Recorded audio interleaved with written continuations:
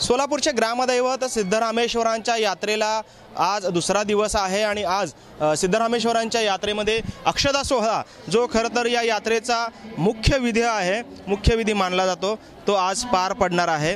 साधारण दुपारी 12:30 वाजताच्या सुमारास हा अक्षदा सोहळा जो आहे तो पार पडणार आहे। आपण पाहतो या ठिकाणी खरं तर उत्साहपूर्ण वातावरणामध्ये ह्या संपूर्ण अक्षदा सोहळ्याची मिरवणूक जी आहे ती हिरेअब्बू वाड्यातून निघालेली आपल्याला पाहायला मिळते।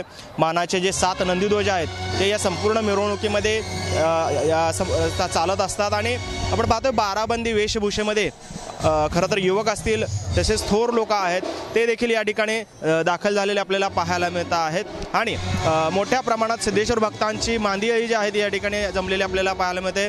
अतिशय उत्साहपूर्ण वातावरणामध्ये या मिरवणुकांना जी आहे ती सुरुवात झालेली आहे। साधारणपणे 9 वाजल्यापासून ही मिरवणूक जी आहे ती निघते आणि दुपारी 12:30 वाजेपर्यंत या ठिकाणी ही मिरवणूक जी आहे ती सिद्धेश्वर मंदिरामध्ये असलेल्या संमती कट्ट्यावर पोहोचते।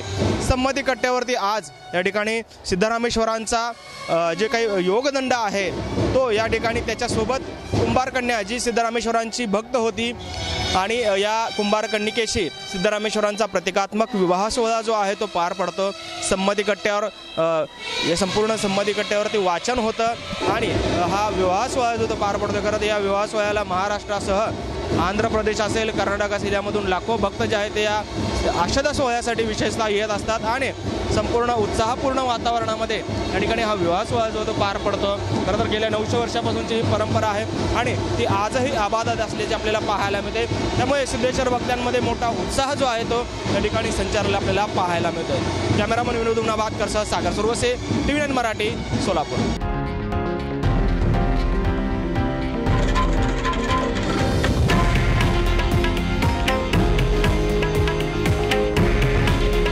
हे आहे देशातील नंबर 1 न्यूज नेटवर्क आणि आपण पाहत आहात TV9 मराठी।